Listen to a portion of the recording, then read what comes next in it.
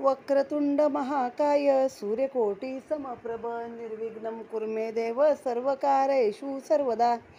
गुरुर्ब्रह्मा गुरुर्विष्णू गुरुदेव महेश्वरा. गुरु साक्षात परब्रह्म तस्मै श्री गुरुवे नमः.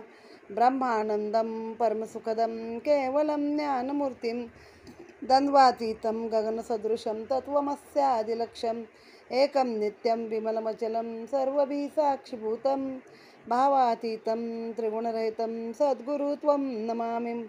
गुरु वाचुनी मोक्ष कोणा मिळाला, मुन्नी गुरु पाहिजे साधकाला. गुरुचे घराणे असावे समर्थ, म्हणा नित्य जय जय रघुवीर समर्थ. आता आपण पाहत आहोत श्री साई सचरित अध्याय 35. श्री गणेशाय नमः. श्री सरस्वते नमः. श्री गुरुभ्यो नमः. श्री कुलदैवताय नमः. श्री सीतारामचंद्राभ्यां नमः. श्री सद्गुरु साईनाथाय नमः. मागागत अध्यायाअंती दिग्दर्शन कथानुसंगती कथिली वार्ता तीच संप्रती ती स्वस्थ चित्ती परिसिजे करू जाता परमार्थ विचार. पंथाभिमान अडवी भयंकर, विघ्न नाही अति दुर्धर. या अभिमाना समदुजे आम्ही निराकाराचे भजक. साकार देव हा भ्रममूलक, साधू संत हे मानवची देख. नमवावे का मस्तक तया पुढे, न तया घालावे लोटांगण, न तया द्यावे दक्षिणादान. खालवावी नयत किंचित बाण, विडंबन हे भक्तीचे.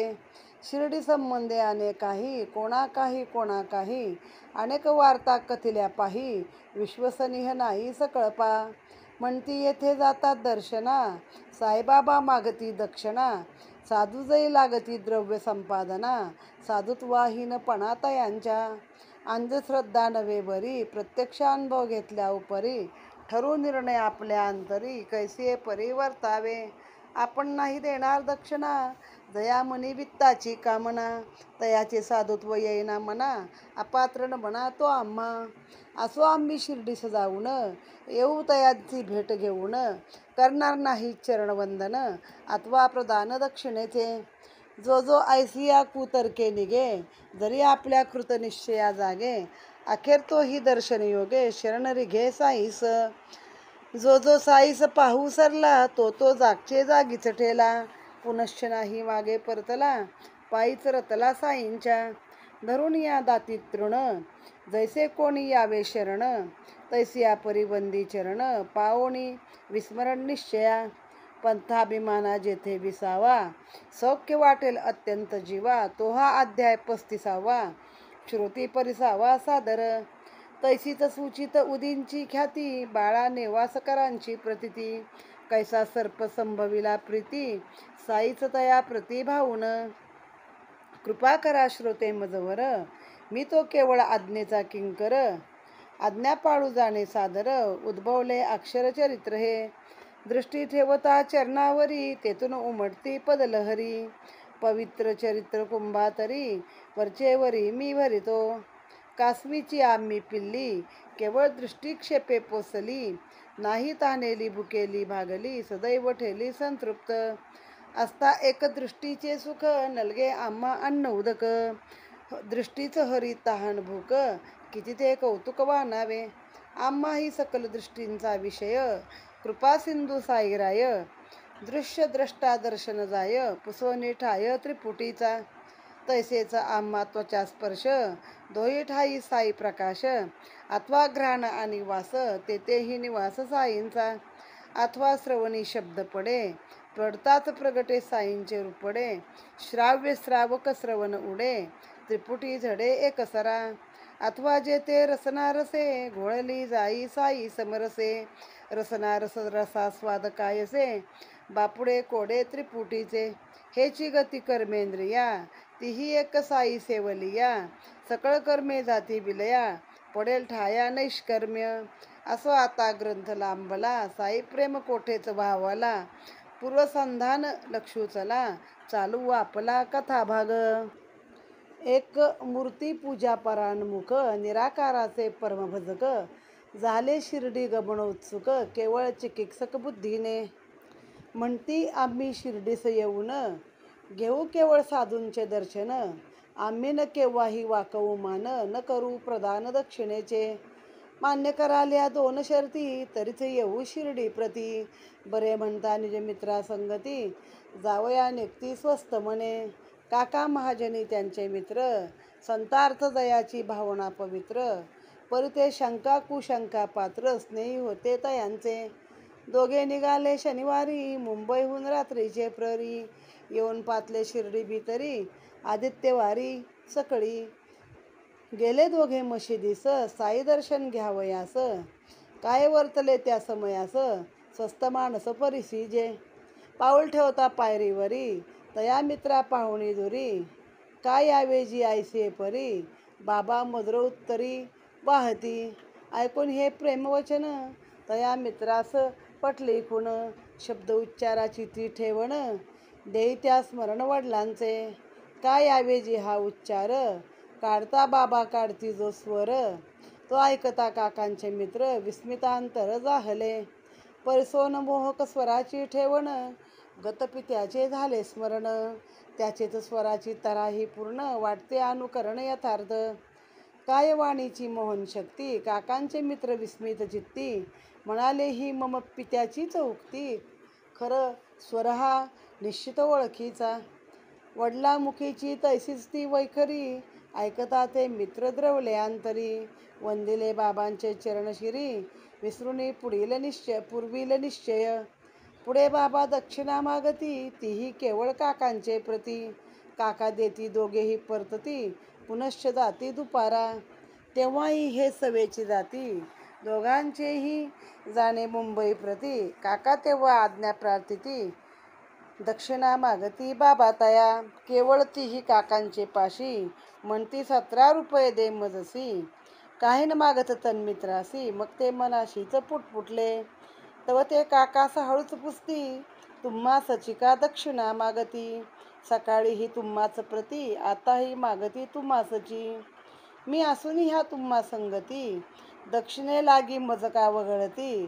काका हळूच उत्तर देती, बाबा प्रतीच पुसाते. इतक्यात बाबा काकास वदती, तो काय सांगे रे तुझ प्रती. तो स्वयंच ते मित्र बाबास पुसती, दक्षिणा म्हणती देऊ का. तो बाबा उत्तर देती, तुझे मनी देण्याची नव्हती, म्हणून नाही मागितली तुझ प्रती. देणे चित्ती तर देई. बाबा मागता भक्त देत, तया ते मित्र हिणवीत. तेच न मागता जय देऊ का म्हणत, आश्चर्यचरित तव काका. आश्चर्य भरीत तव काका, म्हणता चित्ती असल्यास देई. तया मित्रास झाली घाई, 17 रुपयाची भरपाई केली पायी न मागता. बाबा मग बदती तयास, जाशील रे एक क्षण बैस. झाले करते झाले गोड उपदेश, निरसावया सभेधात्मता. तुम्हा आम्हातील तेल्याची भिंत, पाडून याती टाक समस्त. होईल मग मार्ग प्रशस्त, आरस परस भेटावया. पुढे आज्ञा झाले देते, माधवराव झाले प्रार्थिते.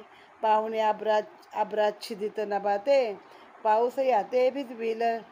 बाबा प्रत्युत्तर त्या देती, जाऊ दे त्या स्वस्थ चित्ती. पावसाची काहीही भीती नाही तया प्रति मार्गात. अभिवंदुनी साईचे पाय, तैसेच गाडीत बसले उभय. विजा चमकत दाटत दुय, गंगेस पयपूर लोटला. गडगडाटे गरजे आकाश, नौका गमन आले वाट्यास. काका मनी पूर्ण विश्वास, होते आश्वासन बाबांचे. पडला विचार त्या मित्रास, कैसा सुखाचा होईल प्रवास. उगीच निघालो यावयास, होतील सायास मार्गात. असो पुढे ते सुखे गेले, अग्निरथात आरूढ झाले. मेघ मग तेथून बरसू लागले, निर्भय पावले मुंबईस. पुढे जेव्हा आले सदनी, पाहती खिडक्या दारे खोलुनी. गेली अडकली चिमणी उडुनी, गतप्राण दोन्ही आढळल्या.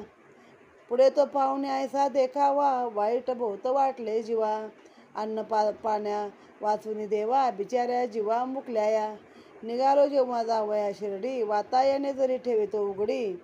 पडती नाही काळाची उडी, मेली बापुडी मज हाते. म्हणे आता उडाली जी, तिचीच जणू बाबास काळजी.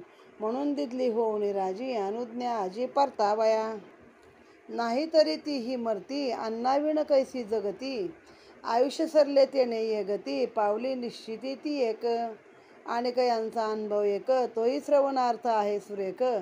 एका पायाच्या टाचेचे दुःख, भोगित हे कित्येक मासवरी. शिर्डीस जाणे घडल्या आधी, बहुत महिने भोगली ही व्याधी. तेथून परतल्या पाठीन बाधी, नासली या अल्पावधीतच.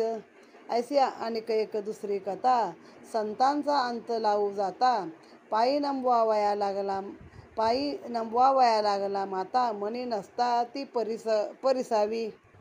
ऐशीच आणखी दुसरी कथा, संताचा अंत लावू जाता. पायी नमवावा लागला माता, मनी नसता ती परिसा. तैसीच दक्षिणा देण्याची नसता, मोहापाशी अडकले जाता. भंगुने आपली दृढ निश्चयता, दक्षिणा देतात कैसी ती. ठक्कर धरमसी जेठाबाई, सॉलिसिटर रहवास मुंबई.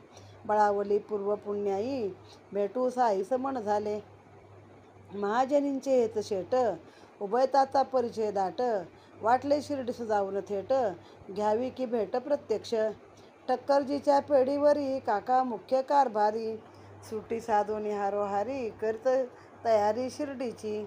काका तरी काय वेळी परतती, 8-8 दिन शिर्डीस काढती. आज्ञा नाही साईची म्हणती, ही काय रीती कामाची. ऐसे कैसे तरी हे संत, बंड नव्हे हे आम्हा पसंत. निघाले शेट शिमग्याचे सुट्टीत, लावया अंत साईचा. अंगी दुर्धर देहाभिमान, निज ऐश्वर्याचेच महिमान. संत तरी मानवा समान, किमर्थ मान वाकवावी. पाहुणी साईंची अधिकार स्थिती, शास्त्री पंडित टेकीस येती. तेथे बापुडे धरमसीते किती, ते काय तगती निश्चया. परीन अंधश्रद्धा बरी, करून घेऊ आपली खातरी. ऐसा निश्चय करून अंतरी, केली तयारी शिर्डीची. वर्णिल्या एका स्नेहाच्या वरती, धरमसिंही तेच रीती.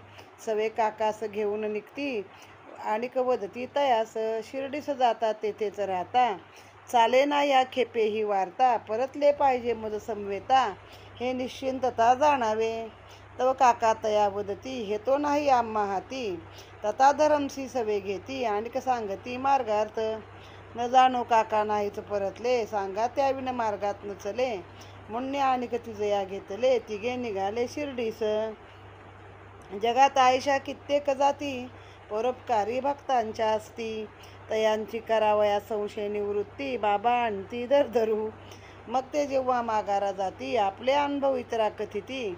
लिहवूनी घेती कोणाच्या हाती, जना सत्यार्थी लावावया. तात्पर्य हे जे कोणी जाती, दर्शन सुखे तृप्त होती. आरंभी कैसीही तयांची वृत्ती, परमानंद प्राप्ती अखेर. म्हणत आपले पायी जाती, असे नाकाची किक्सा प्रीती. परिनिराळीत वस्तुस्थिती, कार्य साधिती बाबांचे. बाबाही तया देती स्फूर्ती, तेव्हाच बाहेर पाय काढती. शेवऊनी स्वाभाविक वृत्ती, लाविती परमार्थी तयास. कोण जाणे तयांच्या कळा, जाणू जाता होती लावकळा. होऊनी निराभिमान पायी लोळा, भोगाल सोहाळा सुखाचा. बर्वेन जाणे रिक्त करी, देव द्विज गुरुद्वारी. म्हणून द्राक्षाची दोशेरी, काका खरेदीती मार्गात. पोटी नाही बीज जात, असो ऐसी ही द्राक्षांची जात. परी सबीज जी वेळी प्राप्त, घेतली विक्रीत काकांनी. असो गोष्टी वार्ता करीत, पातली ही त्रयी शिर्डीत. तिथे तिघेही दर्शनार्थ, गेले मशिदीत बाबांच्या. बाबासाहेब तरखड भक्त, तेही होते ते स्थित. शेट धरमसी जिज्ञासा प्रेरित, पुस्ती तया प्रती ते परिसा. येथे काय आहे काय येता, तरखड वदती दर्शना करता. शेट म्हणती ऐकली वार्ता, येथे तो चमत्कार घडतात. तव तरखड वदती त्यांना, ही तो नाही माझी भावना. जैसी उत्कंठा जयाचे मना, पावे कामना सिद्धी ते. काकांनी पायी डोळी ठेवली, द्राक्षे बाबांच्या करी अर्पिली. वाटावयाची सुरुवात झाली, मंडळी जमली होतीच. बाबा तो इतरा समवेत, धरमसीसही काही देत. परितयाती नावडती जात, निर्बीजी प्रीत तयास. या द्राक्षांची तयास चीड, आरंभीच उपजली नड. कैसी सेवावी वाटले अवघड, अव्यरही जड वाटे मना. शिवाय डॉक्टर केले मना, द्राक्षेनं खावी धुतल्या विना. आपणची धुणे योग्य वाटे ना, उठल्या कल्पना नानाविध. पुढे तैशीच टाकली तोंडात, बिया चघळून ठेवल्या खिशात. साधूंचे ते स्थान पुनीत, करवेना अपुनीत उच्छिष्टे. तव ते शेटमणी म्हणती, साधू असता कैसे हे नेणती. की ही द्राक्षे मज नावडती, बळेच का देती मज प्रती. उठता तयाची ऐसी वृत्ती, बाबा आणिक तीच त्या देती. ती सबीज जाणून हातीच ठेवती, मुखीनं घालती धर्मसी. सबीज नावडती द्राक्षे खरी, परती बाबांनी दिदली करी. धर्मसी शेटा उघडले अंतरी, कैसे परिवर्तावे. तोंडे घालावया होईना मन, करून ठेवली मुठीत जतन. तो बाबा वदती टाकरे खाऊन, मानिले आज्ञापन शेटीने. खाऊन टाक बाबा वदता, धर्मसिंही तोंडात टाकीता. बीज रहित ती सर्वही लागता, अति आश्चर्यता पावले. ऐसी निर्बीज द्राक्षे लागता, धरमसिंह होनी विस्मित चित्ता. मनी म्हणे आजब सत्ता, काय या संता अशक्य. जाणून माझ्या मनीचा हेत, असता सबीज आणि निर्धृत. साई मज जी देत, तिती बीज रहित हितकारी. थक्क झाली चित्तवृत्ती, चिकित्सेची पडली विस्मृती. गळाली सर्व अहंकृती, संती प्रीती उपजली. पूर्वसंकल्प गेले विलया, साई प्रेम उपजले हृदया. उत्कंठाजी शिरडीस यावया, कृतनिश्चया सारखी. बाबा तरकडे हेही तेथे, बाबापाशीच बैसले होते. बाबा साई झाले वाटिते, त्याते काही द्राक्ष. तेव्हा धरमसी दयासी पुसती, आपली द्राक्षे कैसी होती. तव ते बाबा सवीज म्हणती, विस्मित चित्ती अतिशय. तेने साधू ही श्रद्धा बसली, दृढीकरणार्थ कल्पना स्फुरली. साधू असाल तरी ती पुढली, जातील दिदली काकांना. बाबा वाटीत होते बहुता, परिये स्फुरता शेटीचे चित्ता. काकापासूनच शेज धरता, अतिन वलता शेटीस. ऐशा साधुत्वाच्या खुणा, ऐसा हा मन कवडेपणा. पुरा झाला धरमसीच्या मना, साधू साईंना मानावया. माधवराव तेथे होते, मग ते झाले बाबा सवदते. काकांचे मालक शेट हे ते, झाले समजावी ते बाबास. हा कुठला काकाचा मालक, त्याचा मालक आहे आणिक. बाबा प्रति उत्तर देती चोख, काकास तो खदाय कसे. आणिक कैसी नवलपरी. आता पुढची अजून एक कथा आहे, तर आपण आता आधी ह्या कथांचं अध्ययन म्हणजे मराठीमध्ये कथा ऐकूया. अध्याय 35 आपण पाहत आहोत. अध्यायाच्या सुरुवातीला गणपती, सरस्वती, श्री गुरुदेव, कुलदैवत श्री सीतारामचंद्र आणि सद्गुरू साईनाथ यांचं नमन करून अध्यायाला सुरुवात केलेली आहे. तर काही लोकांना कसा पंथाचा अभिमान, म्हणजे आपल्याकडं दोन आहे ना, सगुण आणि निर्गुण भक्ती आहे. सगुण म्हणजे ज्याचं रूप आहे अशी, आणि निर्गुण म्हणजे जे म्हणजे निर्गुण परमेश्वराला मानतात, की जसे मुसलमान लोकांचा अल्ला निर्गुण आहे, तसा आपल्यामध्ये पण निर्गुण भक्ती केलेली आहे. तर मग त्या लोकांच्या मनामध्ये की आम्ही तर बाबा निर्गुणाला बसतो, तर आम्ही कुणापुढं लोटांगण घालणार नाही, कुणाला दक्षिणा देणार नाही, असं काय मनामध्ये ठेवून काही लोक शिर्डीला आले. आणि प्रत्यक्षामध्ये मात्र बाबांना बघितल्यावर सर्व काही विसरून स्वतःच दक्षिणा देऊ लागले. बरं, असं काही ठिकाणी असं ते माउथ टू माउथ पब्लिसिटी म्हणतात ना, चांगले आणि वाईट दोन्ही, तशी ती झाली होती की हो, बाबा गेले की तिकडे दक्षिणा मागतात. मग असा काय साधू म्हणे कामाचा की ज्याला द्रव्याचा लोभ आहे. पण बाबा स्वतःकडे काहीच ठेवत नव्हते, सर्व लोकांना देत होते. आता जो साईच्याकडे आला, भले कधी दर्शनाच्या चिकित्सेनं, कधी ते खरंच साधू आहेत का परीक्षा बघायला, कशाही पद्धतीनं मनुष्य आला, तर तो शेवटी बाबांचा होऊन जात असे. आणि बाबा त्याला शेवटपर्यंत म्हणजे त्याची साथ संगत करतच होते.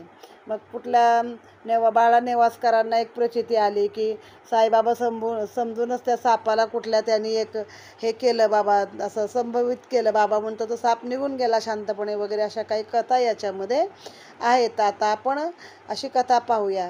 त्याच्या आधी आणि इतकं छान सांगितलं एक उदाहरण कोणी लेखकाने, की आमच्यावर फक्त बाबांनी दृष्टी ठेवली तरी आम्हाला बास आहे. आम्ही कासवीची पिल्लं आहोत. कासव म्हणतात आपल्या पिल्लांना काही खाऊ पिऊ घालत नाही, काय नाही, फक्त लांबून नजर ठेवते, पण तिची पिल्लं त्यानेच त्यांचं पोट भरतं नजरेनं. ती कधी ताणेली, भुकेली, दुःखी अशी राहत नाहीत. तसं बाबांनी फक्त दृष्टी ठेवली तर आम्हाला तेच अन्न, उदक वगैरे काही नको. मग आपली जी पंचेंद्रिय आहे, ज्यामध्ये डोळे, कान, नाक, त्वचा म्हणजे ह्या सगळ्या गोष्टी आहेत की ज्यातून आपल्याला बाहेरच्या जगाचं ज्ञान होतं. तर याने असं उदाहरण केलं की आम्हाला नाकाने वास नको, डोळ्यानं आम्हाला प्रकाश म्हणजे साईंचाच प्रकाश आहे, त्वचेला स्पर्श म्हणजे साईंचे चरण आहेत, वास म्हणजे कुठला प्रसादाचा वास, काने शब्द पडे तो साईचाच शब्द पडे, रसनाचा स्वाद जीभ म्हणजे रसना रस रसा स्वाद कायसे बापुडे कोडे त्रिपुटीचे, म्हणजे रसनेनं जो स्वाद घेतला तो साई प्रसादाचा, साई नामाचा स्वाद. असं सर्व आम्हाला आहे, आम्हाला दुसरं काही नको. आता साईच्या प्रेमात हा ग्रंथ माझा लांबलेला आहे. आता आपण ही कथा एकदा पाहूया. असेच एक मूर्तीपूजा न मानणारे ग्रस्त होते आणि निराकाराचे परमभक्त होते. तर शिर्डीला जायला उत्सुक झाले. कशामुळे? फक्त चिकित्सक बुद्धीने, म्हणजे खरंच साई असे आहेत का हे बघण्यासाठी जायचं होतं. मग आधीच मनात म्हणे आम्ही शिर्डीला येऊ, पण आम्ही केवळ दर्शन घेऊ साधूचं, आम्ही मान वाकवणार नाही, आम्ही दक्षिणा देणार नाही वगैरे वगैरे. मग ते काका महाजन त्यांचे परमभक्त ना मुंबईतले, त्यांच्यासोबत हे निघाले. शनिवारी बसले रात्रीला, रविवारी सकाळी शिर्डीमध्ये पोहोचले. दोघं मशिदीमध्ये गेले, बाबांचं दर्शन घेतलं. बाबा एवढ्या प्रेमानं काय यावे जी आयसी परी, म्हणजे असं का आलायत बाबा, असं काही प्रेमाने विचारलं. पण त्या सोबत आलेल्या ग्रस्ताला ना आपल्या वडिलांचाच आवाज वाटला की असंच माझे वडील विचारत होते, हाच स्वर होता. मग तो विसरून गेला सगळं की मी मान तुकवणार नाही, मी दक्षिणा देणार नाही, मी काय मानणार नाही. तर त्याला आपले वडीलच वाटू लागले आणि सरळ जाऊन त्याने बाबांचे पाय धरले. मग काकाने दक्षिणा मागितली. कोणाला मागितली? महाजनींना मागितली, काका महाजनींना बाबांनी. तर मग दिली बाबा त्यांना दक्षिणा. मग पुन्हा दुपारी गेले, मुंबईला निघायचं होतं म्हणून परवानगी घ्यायला गेले, तेव्हा पण त्यांनी काका महाजनींना बाबांनी दक्षिणा मागितली. मला म्हणे 17 रुपये दे तू. मग हे यांना इच्छा झाली, बरं आता मला का नाही मागत आहेत बाबा. मग हळूच त्यांना विचारलं की तुम्हालाच का मागतात, सकाळी पण तुम्हालाच दक्षिणा मागितली, आत्ता पण तुम्हालाच दक्षिणा मागितली, मला का वगळतायत. मग काका म्हणले तू विचार बाबा, मी काय सांगू. आता मनात एवढं आलं त्यांच्या. आता बाबांनी आधीच विचारलं काय रे, काय म्हणतोय तुला तो. तर मग त्याने स्वतःच विचारलं बाबा दक्षिणा देऊ का तुम्हाला. बाबा म्हणले तुझ्या मनामध्ये मला काही दक्षिणा देण्याची इच्छा नव्हती म्हणून मी तुला मागितली नाही, आता तुझी इच्छा असेल तर दे बाबा. मग त्या ग्रस्ताने ताबडतोब 17 रुपये तिथं घेतले आणि ते देऊन टाकले. मग म्हणे थांब रे, बस जरा, जाऊ नकोस. मग बाबांनी त्याला काही उपदेश केला. आणि तुम्हा आम्हातील तेल्याची भिंत म्हणजे काय, तुमच्या आमच्यातला जो एक दुरावा आहे तो पाडून टाक, तर मार्ग प्रशस्त होईल तुझा जाणे, म्हणजे परमेश्वराकडे येण्याचा तो मार्ग प्रशस्त होईल. मग आता निघाले. तर माधवराव म्हणले बाबा ढग आले, पाऊस येईल असं वाटतंय, पाऊस यांना भिजवल. बाबा म्हणले काय होणार नाही, जाऊ दे त्यांना. गेले. मग गाडीमध्ये बसले, विजा कडकडतायत, गंगेला पूर लोटलेला आहे. गंगा म्हणजे तिथे नदी आहे ना जी गोदावरी ती, आणि नौका गमन आले वाट्यात, म्हणजे एवढा पूर होता की नावेत बसून जायला लागलं. पण पाऊस नाही पडला, म्हणजे आधी पडला होता तिथून पूर आला होता. मग त्यांच्या मनामध्ये आलं बाबा उगाच निघालो, आता काय होतंय रस्त्याने, कसा प्रवास होतोय काय माहिती. पण काका महाजनींना पूर्ण खात्री होती की बाबा जा म्हणालेत ना म्हणजे आपला प्रवास नीटच सुखाचा होणार. आणि मग खरोखर ते गेले आणि अग्निरथामध्ये म्हणजे रेल्वेमध्ये बसले आणि त्यानंतर पाऊस पडू लागला. म्हणजे हे लोक मुंबईला निर्भयपणे आले बघा. आणि मग घरी आले, दारं खिडक्या उघडली तर ते एक चिमणी उडून गेली आणि 2 चिमण्या तिथं मरून पडल्या होत्या. मग याने दारं खिडक्या बंद केल्या होत्या. आता 2 दिवस अन्न पाणी वाचून त्या चिमण्या तिथे बिचाऱ्या जीवाला मुकल्या. मग त्यांना ते वाईट वाटलं, म्हणे माझ्यामुळं असं झालं हो, मी एखादं तरी काही उघडं ठेवायला पाहिजे होतं, खिडकी किंवा ते झरोके असतात बारके, ते बिचारे अन्न पाणी वाचून मेल्या. एक म्हणे उडून गेली, तिचीच बाबांना काळजी लागली होती म्हणून बाबांनी त्वरित मला पाठवून दिलं की जा आजच्या आज, एवढा ढग होते, पाऊस होता, पण बाबा राहा नाही म्हणले. तिचं आयुष्य सरलं ती गेली, पण जी वाचायची होती किंवा जिची बाबांना काळजी होती ती उडून गेली. म्हणजे हा बोध फक्त प्राण्यांसाठी पक्ष्यांसाठी नाही तर आपल्या माणसांसाठी सुद्धा आहे. ज्याचं आयुष्य सरलं त्याला काय करू शकत नाहीत, पण ज्याच्यावर संकट आहे तिथं पायी बाबा आहेत. मग तिथे गेल्यानंतर त्या ग्रस्तांना ना एक टाचेचं दुखणं होतं. खूप दिवस आधी ते त्रास सहन करत होते, का पायाची टाच दुखायची. पण मग बाबांना भेटून गेल्यानंतर ते टाच पण दुखण्याचं त्यांचं ती व्याधी आपोआप निघून गेली. अशीच एक दक्षिणा द्यायची नाही असा एक अजून मनुष्य होता. त्याला पण दृढ निश्चय होता की मला काय बाबांना फक्त भेटायचं आहे वगैरे. आणि काका महाजनींचे ते शेठ होते. त्यांचं नाव होतं ठक्कर धरमसिंग जेठाभाई. ते सॉलिसिटर होते मुंबईमध्ये. आणि काका त्यांचे मुनीम होते, मुख्य कारभारी. तर काका नेहमी जायचे, 8-8 दिवस राहायचे. आणि का नाही आलं तर बाबांनी ठेवून घेतलं, बाबांच्या इच्छेशिवाय येऊ शकत नाही, बाबांनी सोडलं नाही, अशी कारणं सांगायचे. तर म्हणे काय हे नेहमीचं यांचं चालतं, चला म्हणे बघतोच मी आता असं. हे असले कसले संत. आणि मग शिमग्याच्या सुट्टीला दोघांनी ठरवलं एकदा साईंना आता बघायला जायचंच. बरं, या माणसाच्या ठक्करजी धरमसिंगच्या अंगामध्ये मोठा देहाभिमान होता ना, शेठ होता ना तो. स्वतःच्या ऐश्वर्याबद्दलच एक अभिमान होता जास्तीचा. हे संत म्हणजे काय मानव आहेत म्हणे, त्यांना काय मोठा मान द्यायचा, अशी त्यांची परिस्थिती होती. पण आपण स्वतः जाऊन बघूया म्हणे, अंधश्रद्धाही नको आणि जास्त पण त्यांचं कुठे गुणगान कोणी गातंय तर आपल्याला बघायला पाहिजे. पण मग एकटे नाही गेले तर सोबत अजून एक ग्रस्त घेतले. कारण म्हटले समजा काका आले नाही लवकर, काका तिथं राहिले तर मला सोबतीला कोणतरी एक मनुष्य पाहिजे. आणि काकांना जाताना सांगितलं पण की आता राहायचं नाही बरं, माझ्याबरोबरच तुम्ही निघायचं.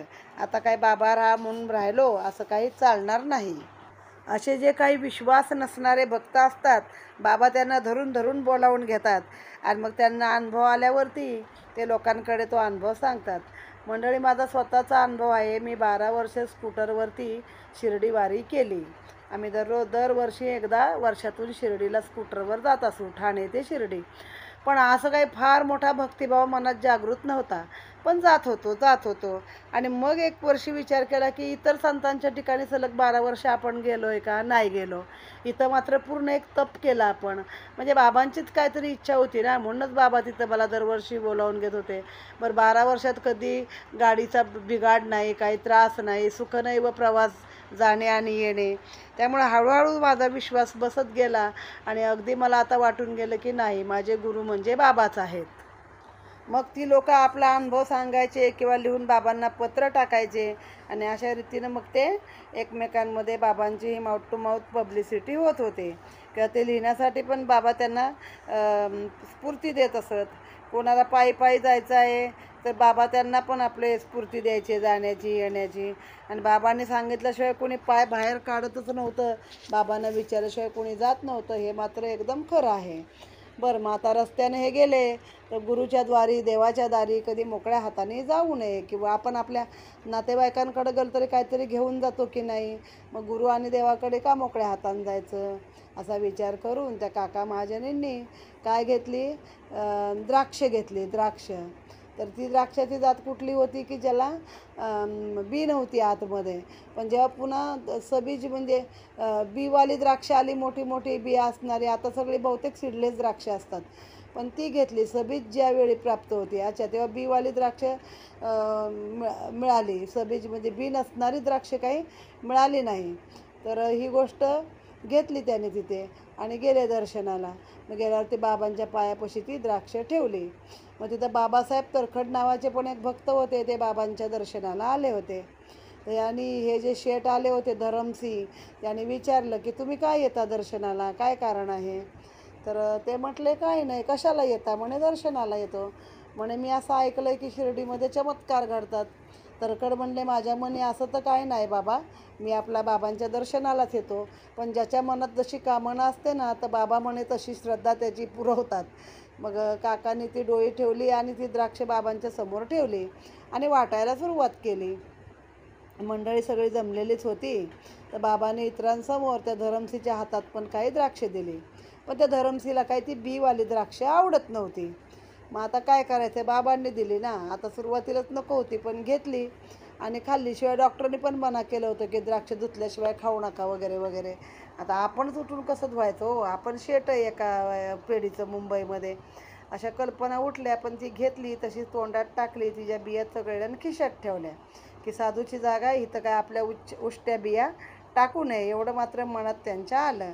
आणि म्हणे साधू तरी कसे म्हणणे, यांना माहीत नाही का मला हे द्राक्ष आवडत नाही म्हणे, तर मला बळेच कशाला देतात जबरदस्ती, असं मनामध्ये म्हणले. बाबांनी परत त्यातलीच द्राक्षे, बियावालीच द्राक्षे उचलली आणि ती आणून ह्यांच्या हातामध्ये ठेवली. ह्याने तोंडामध्ये काही घातली नाही, बराच वेळ हातामध्ये ठेवली ती द्राक्ष.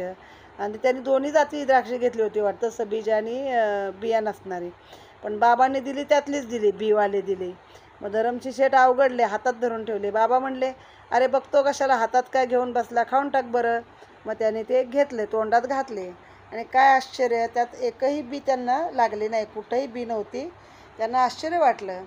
आणि मग त्याने ते बाबा तरखडकरांना विचारलं, का हो तुम्हाला द्राक्ष दिली त्यात बी होती का? तर होती म्हणे.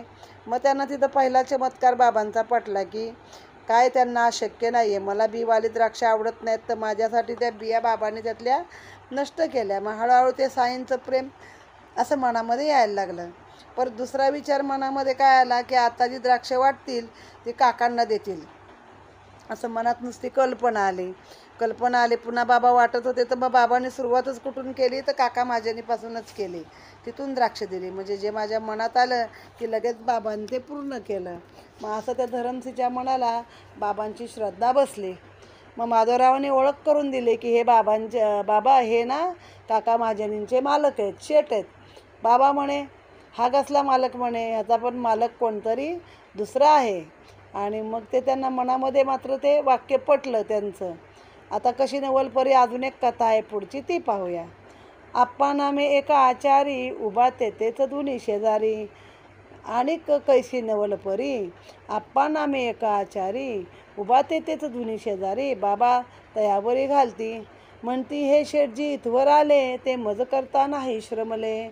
आप्पा लागी प्रेम धाटले, म्हणून पातले शिर्डीस. असो हे आयसे बोलणे झाले, धरमसी आपले निश्चय विसरले.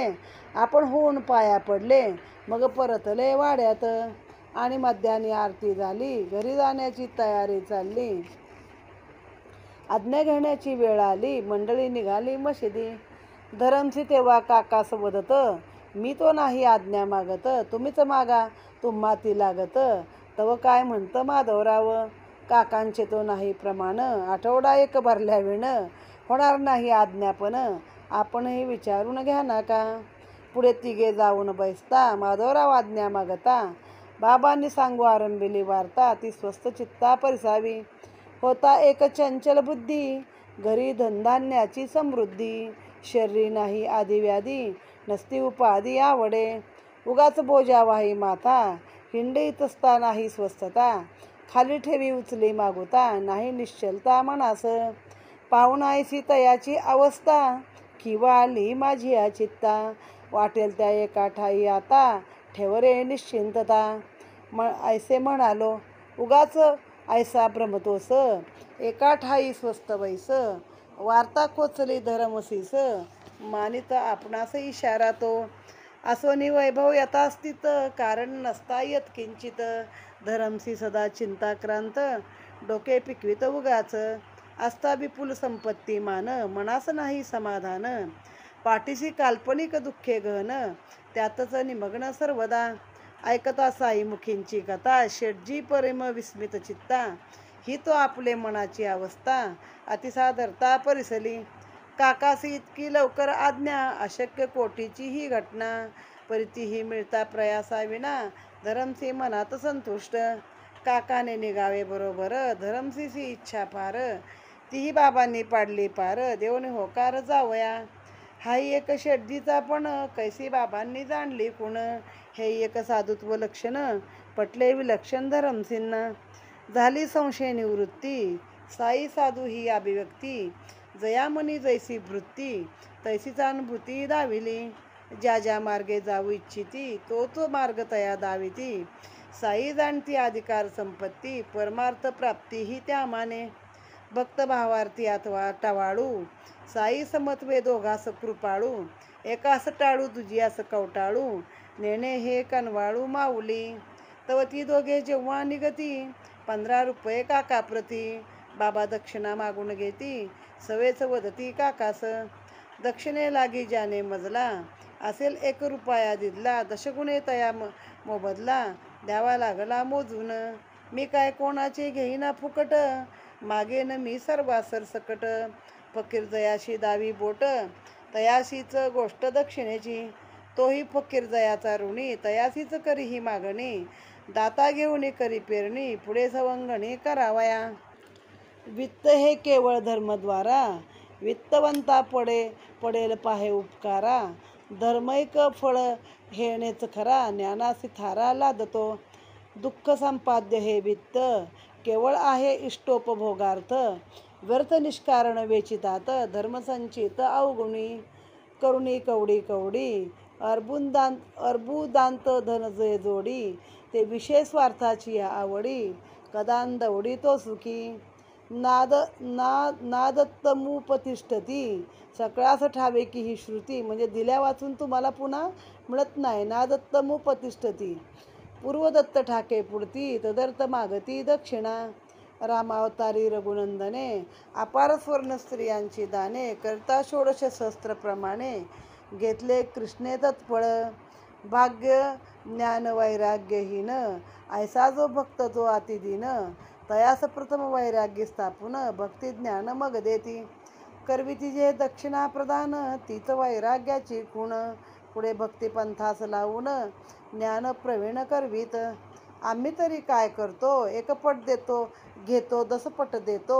क्रमे क्रमे ज्ञानपथा लावितो, लोभ उठतो धरमसीते. आपण होऊन ₹15, ठेविते झाले बाबांचे करा. विसरले पूर्वकृत निर्धारा, प्रकार सारा पूर्व. वाटले आधी वृथा जन्मलो, बरे केले समक्ष आलो. साधू कैसे असतात बोधलो, तयांचे लोधलो अनुभवी. असो दृढ न विचारता मनी, आम्ही येणार नव्हतो न म्हणी. तेही आलो आपण होऊनी, साधूची करणी अगम्य. अल्ला मालिक मुखी निरंतर, तयास काय आहे दुष्कर. आम्ही पाहावया होतो आतुर, केवळ चमत्कार साधूंचे. वृथा झाला आमचा पण, घातले मानवा लोटांगण. न मागताही दक्षिणा प्रदान, केले आपण होऊनी. वृथा आमची सारी बडाई, आपण होऊन आपली डोई. पूज्य भावे साई पायी, वाहिली नवाई काय तुझी.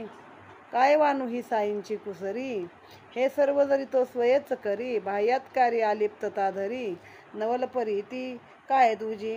कोणी करावा न करा वंदन, द्या अथवा द्या दक्षिणा दान.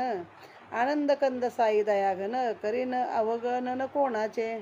पूजिल्याचा नाही आनंद, अवमानिल्याचा नाही खेद. हर्षण येते कैसा विषाद, पूर्ण निर्द्वंद्व हे स्थिती. असो कोणाचा काही हेत, एकदा जयासी दर्शन देत. तयाची भक्ती पायी जडवीत, शक्ती ही अद्भुत साईंची. असो पुढे उदी प्रसाद, पाहून घेऊन आशीर्वाद. परतले ते निर्विवाद, ख्याती ही आगाध साईंची. करावया तेथून निर्गमन, लागे बाबांचे आज्ञापन. करती आज्ञेचे उल्लंघन, निमंत्रण ते विघ्नासी. आपमती करता निष्क्रमण, अनुताप आणि विटंबन. मार्गात व्यत्यय येती दारुण, तयाचे निवारण दुष्कर. ऐसी वर्णिली तेथील निर्गती, आमची ही तेच स्थिती. मी न आणता कोणी न येती, ऐसी वदंती बाबांची. माझी इच्छा झाली आविण, दारवंटा त्यागील कवण. कोणा स्वेच्छेने होईल दर्शन, घडेल आगमन शिर्डीचे. साई समर्थ कृपामूर्ती, तयादिन आमची गती. कृपा उद्भवेल दयांची चित्ती, तेव्हाच येतील दर्शन. ऐसे तेथील गमनागमन, नसता साईंचे चित्त प्रसन्न. होईन कोणासही आज्ञापन, उदी प्रदान समवेत. करुणिया अभिवंदन, मागू जाता आज्ञापन. उदी समवेत आशीर्वचन, त्याचा आज्ञापन निघावया. आता एक विभूतीचा अनुभव, श्रोत्या लागे कथितो अभिनव. मग निवास कर भक्ती प्रभाव, महानुभाव साई कृपा. जेव्हा माधवरावांनी कानी घातलं की हे काका महाजनीचे शेट आहेत म्हणून, मालक आहे, तर बाबा म्हणले हा कसला मालक आहे, ह्याचा पण कोणतरी मालक आहे असं सांगितलं. आणि त्यांना मात्र ते मनामध्ये पटत होतं. म्हणे तिथं धुनीपाशी एक आप्पा नावाचा माणूस उभा होता. तर म्हणे हे शेठजी इथवर आले, माझ्यासाठी नाही आले म्हणे, ते आप्पासाठी आलेत. असं करून ते आप्पावरती घातलं. मग झाली यांची घरी जायची तयारी निघाली. आज्ञा घ्यायची वेळ आली. परत मंडळी मशिदीला आली.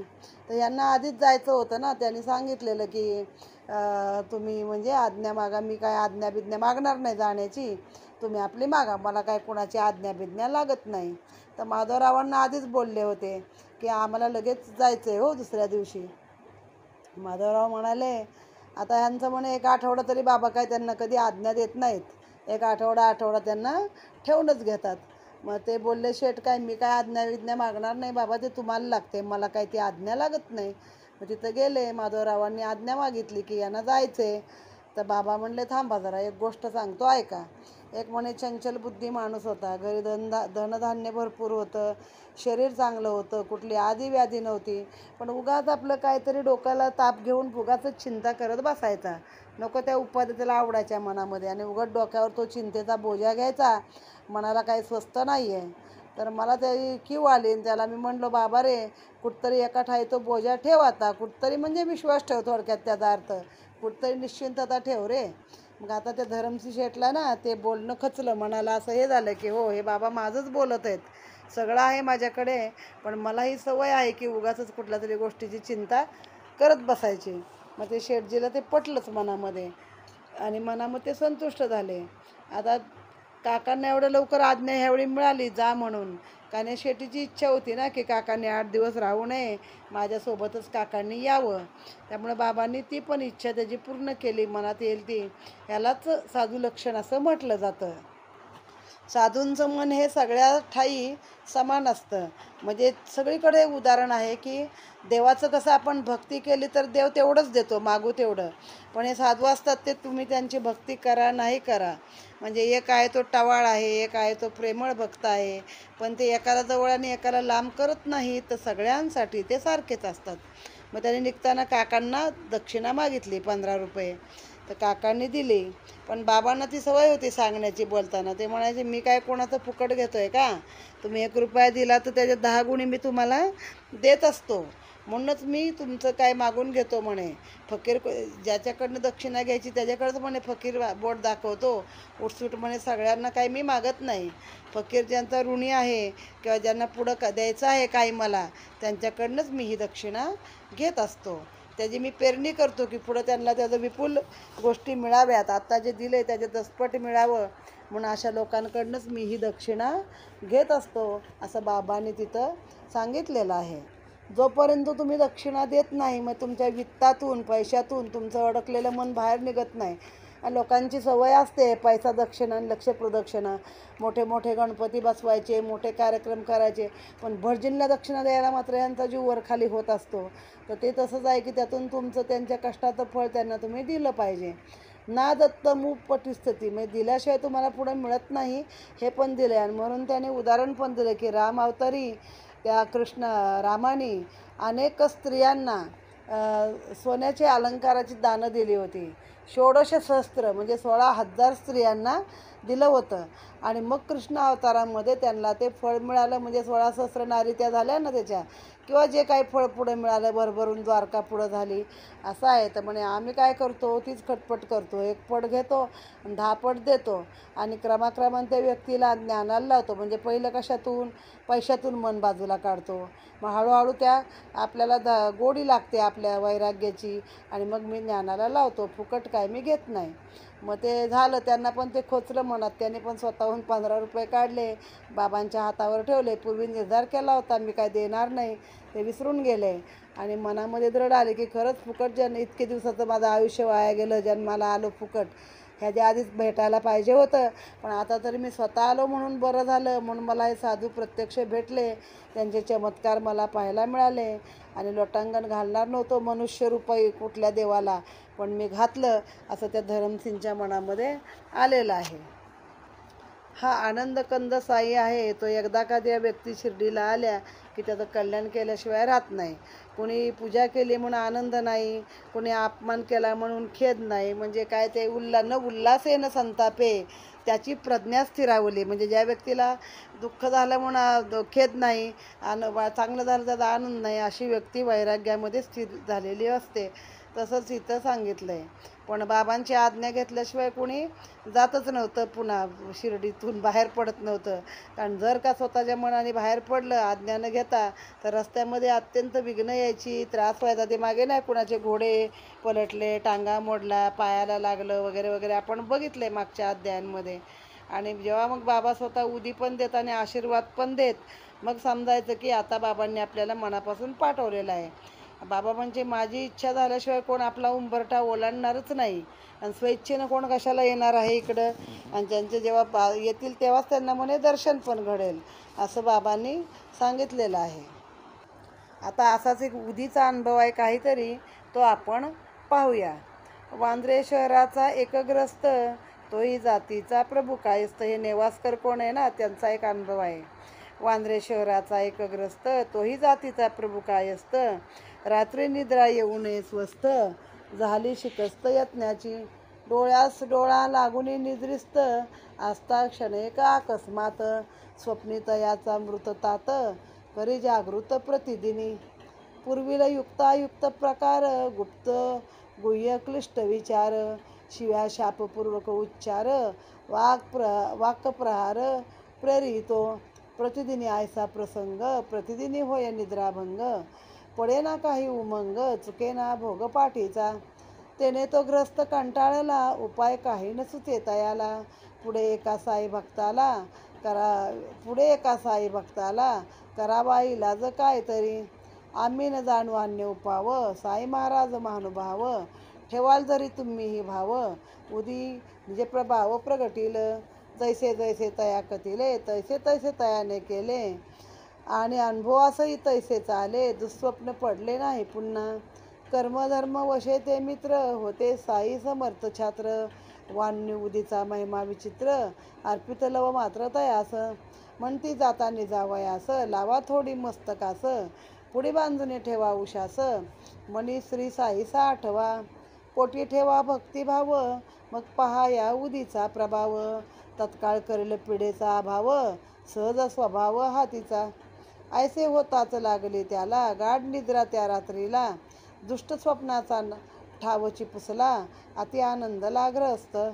मग त्याच्या आनंदास काय पाहिजे पुसावयास. पुढे तो नित्यरक्षी उशास, स्मरे साईस नित्यशा.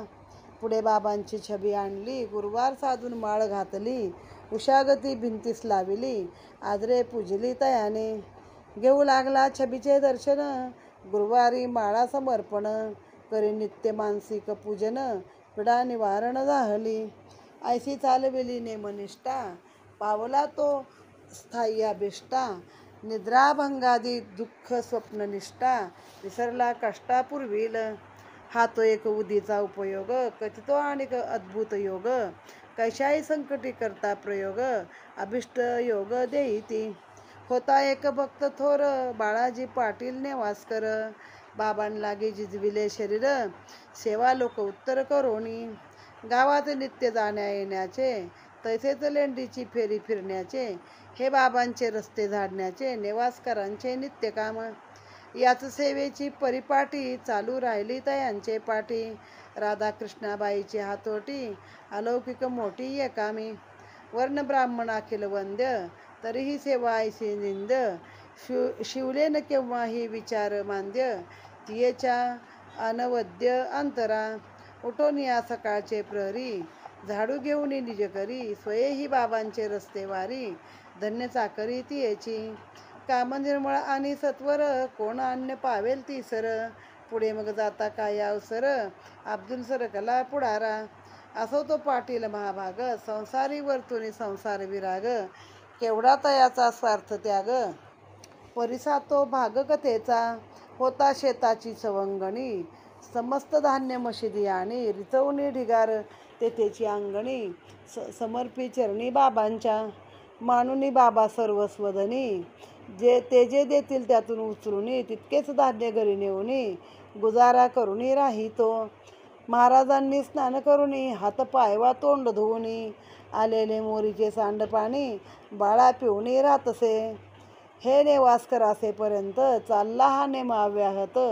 अजून तयांचा प्रेमळ सुत, चालवी हे व्रत अंशता.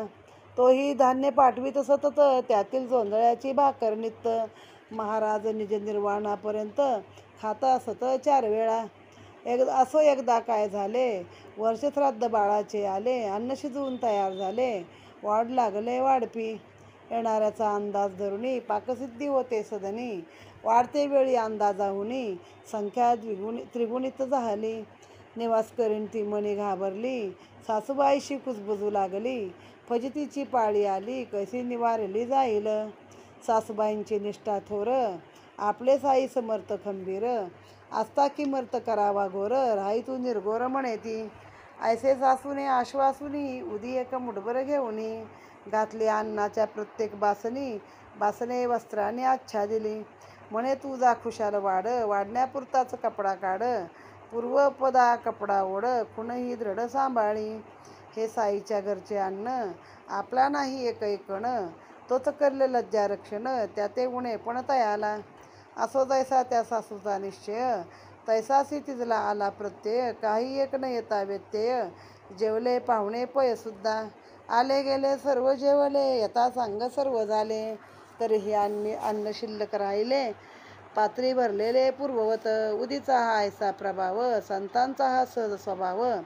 जयामणी जैसा भाव, तया अनुभवही तैसाच. असो उदीचा महिमा गाता, नेवासकरांची आणिक कथा. पाहुणे त्यांची भक्ती मता, आठविली चित्ता ती ऐका. काय होईल विषयांतर, एकदा शंकू लागले अंतर. होईल ते हो तरी ती सादर, प्रसंगानुसार करावी. ऐसा निश्चय करुणी मनी, कथास्तवी करीतो ये स्थानी. जरी वाटली ती अस्थानी, क्षमा श्रोत्यांनी करावी. एकदा शिर्डीचा रहिवासी, राघू पाटील नामजयासी. पाहुणा गेला नेवाशासी, याचेच ग्रासी उतरला. गुरेधोरे डावणीसी, बांधली असता एके न्योशी. भुजंग एक फू शब्ददेशी, गोट्यासी अवचित प्रवेशला. पाहुणे ऐसा प्रसंग, झाली सर्वांची मती गुंग. करोनिया तो फणा भुजंग, यथा सांग बैसला.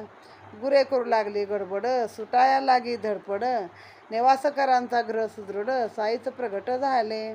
आता गुरे सोडल्याशिवाय, येथे नाही अन्य उपाव. नाहीतरी पडण पाय, होईल अपाय एकदा. दुरून देखला भुजंग, हर्षित नेवास करा तरंग. झाला पुलकित सर्वांग, केला साष्टांग प्रणिपात. म्हणे साईंची कृपादृष्टी, भुजंग रूपे आले भेटी. आणली दुग्ध भरवणी वाटी, भुजंगासाठी तयाने. काय त्या बाळाजीची वृत्ती, चित्तान त्याच्या अनुमात्र भीती. वदा काय पहा काय वधे भुजंगाप्रती, सावध श्रोती परिसिजे. का हो बाबा फो करता, आम्हा काय भिवू पाहता. घ्या तरीही दुधाची वाटी आता, स्वस्त चित्ता सेवा हो. वाटीने त्यास काय होय, तपेले भरून आणले पय. पुढे ठेविले अंतरी निर्भय, भावनेनेच भय सारे. दूध ठेवून तयाचे जवळी, जाऊन बसला पूर्वस्थळी. नाही दूर नाही जवळी, मुखी नवाळी भुजंगाची. भीतीप्रद भुजंगागमन, सर्वाचे काय सारखे मन. गेले सर्व गांगरून, कैसे हे विघ्न सरेल. बाहेर जावे तरी भीती, भुजंग गेली अंतर्ग्रहाप्रती. कठीण तेथून बहिर निसृती, बसले पाळती ठेवूनी. इकडे भुजंग तृप्त झाला, चुकोन या सर्वांचा डोळा. नकळे गेला कवण्यास्थळा, आश्चर्य सकळा वाटले. मग तो सर्व गोठा शोधला, परीने यत्किंचित थांग लागला. बहुतेकांचा जीव स्थिरावला, मने चुकला नेवासकर. आरंभी गोट्यात जेव्हा प्रवेशला, तेव्हाच जैसा दृष्टीत पडला, तैसाच जाताना असता दिसला. हीच तयाला चुकचुक. बाळास होत्या स्त्रिया 2, पुत्र संतती होती लहान. कधी कधी नेवाशावरून येती दर्शन घ्यावया. बाबा तया दोघी प्रत, चोळ्या लुगडी विकत घेत. आशीर्वाद तया अर्पित, ऐसा तो भक्त बाळाजी. हा सच्चरित्र मार्ग धोपट, जेथे जेथे याचा पाठ. तेथेच द्वारकामाईचा मठ, साई प्रगट निश्चय. तेथेच गोदावरीचे तट, तेथेच शिर्डी क्षेत्र निकट. तेथेच साई धुनी सकट, स्मरता संकट निवारी. जेथे साई चरित्र पठन, तेथे सदैव साई निवसन. श्रद्धापूर्वक चरित्रावर्तन, करता तो प्रसन्न सर्व भावे. स्मरता साई स्वानंद घन, जपता तन्नाम अनुदीन नलगे इतर जपतप साधन ध्यान धारण खटपट साईचरणी ठेवून प्रीती जे जे या साईची विस्मृती नित्यसेवे नित्यनेमे सेविती लावती ते ते पावती मनोसिप्त धर्माधिचारी पुरुषार्थ पावनी होती ते कृतार्थ प्रगट होतील सकल गुह्यार्थ स्वार्थ परमार्थ संवेत मा पापादी पापे प्रबळ तैसित उपपातकेही केवळ उदी संपर्के होती निर्मूळ लागे निर्मळता बाह्य ऐसे हे विभूती धारण भक्तासी ठावे हे महिमान श्रोत्यांचे व्हावे कल्याण म्हणणे वर्णन वाढविले ही भाषा असार्थ नेणे मीही महिमा यथार्थ तरीही श्रोत्याची हितार्थ संकलिता अर्थी निरूपला म्हणून श्रोत्यास हित प्रार्थना करुणी साई प्रति वंदना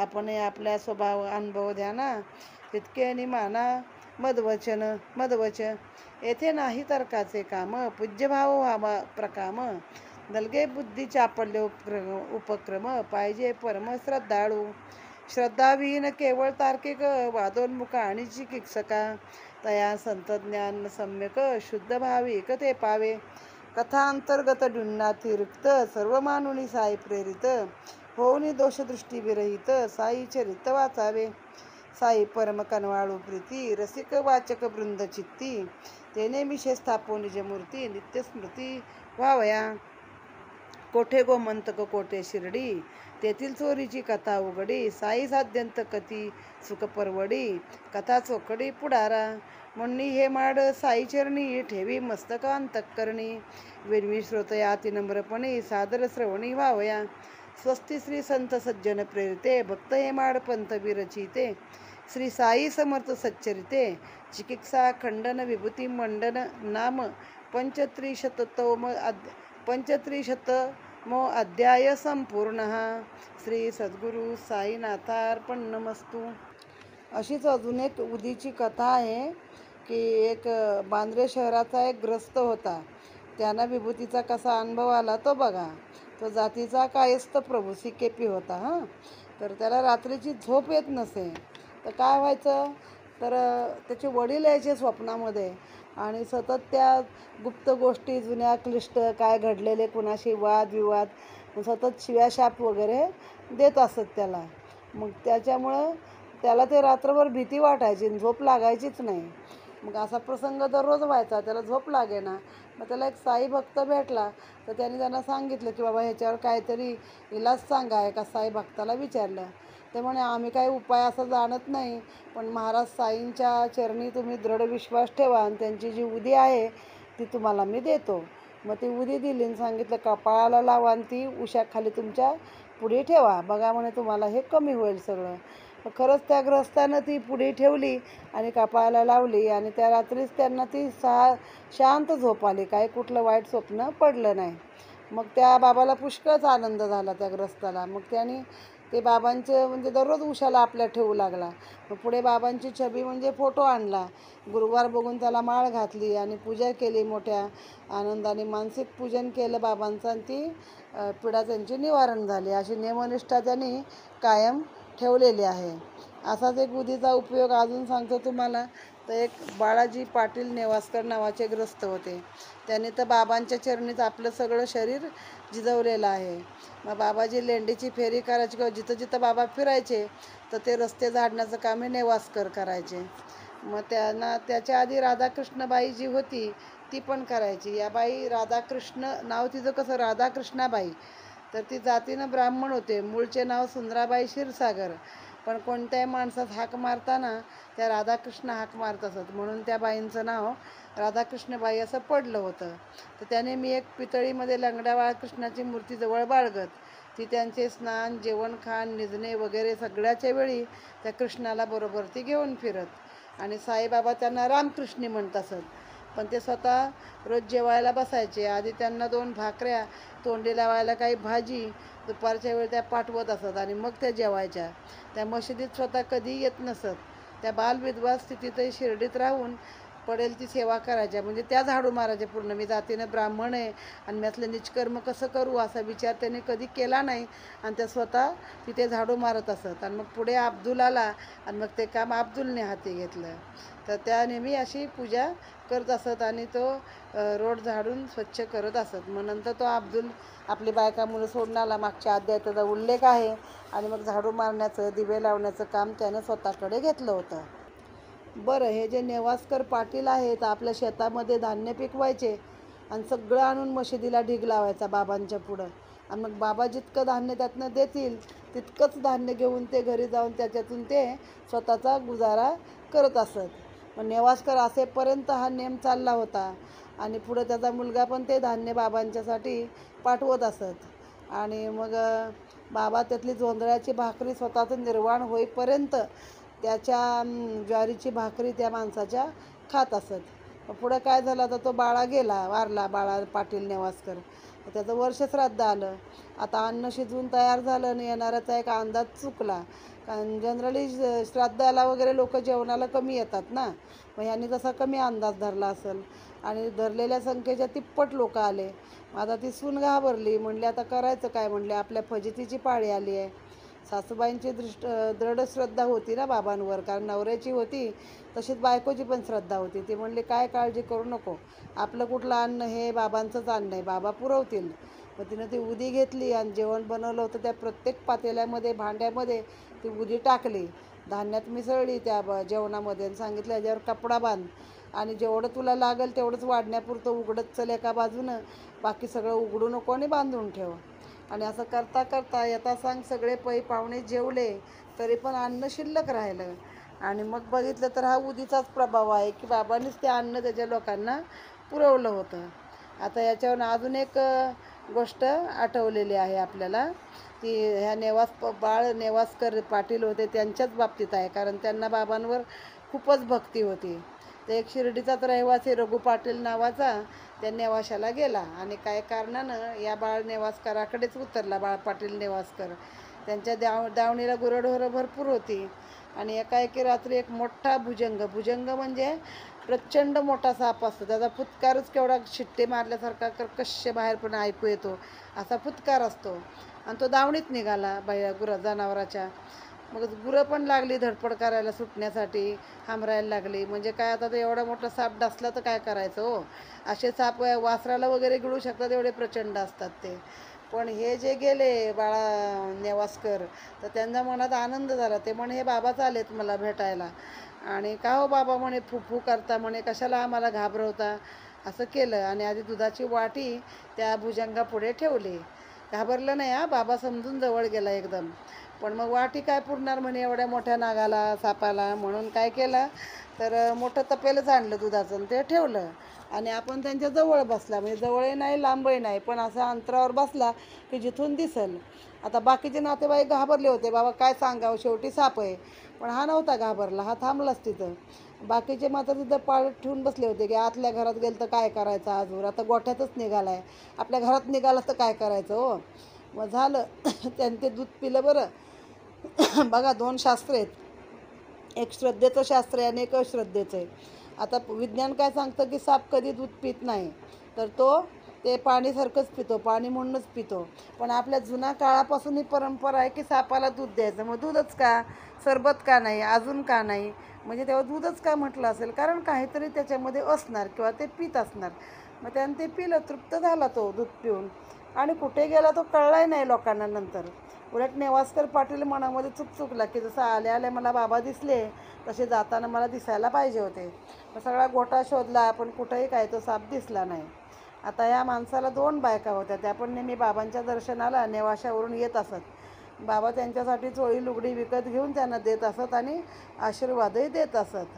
तर असा हा बाबांचा आपल्या भक्तासाठी अगदी अकृत्रिम प्रेमाचा एक भाग होता. मग असं गोदावरीच्या तटी जिथे हा ग्रंथ वाचला जाईल साई चरित्राचा, तिथं समजा की बाबा स्वतः धुनीसकट प्रगटले आहेत. हेच शिर्डी क्षेत्र आहे आणि इथं साई गोदावरीचा तट आहे असं मनामध्ये माना आणि तिथंच तुमची शिर्डी आहे. तुम्ही धर्म अर्थ काम मोक्ष हे चारही पुरुषार्थ पाहून कृतार्थ व्हाल. फक्त विश्वास ठेवा. श्रद्धा आणि सबुरी हे दोनच गोष्टी सांगितलेल्या आहेत. अशा रीतीने इथे हा अध्याय समाप्त झालेला आहे. सच्चिदानंद सद्गुरू साईनाथ महाराज की जय.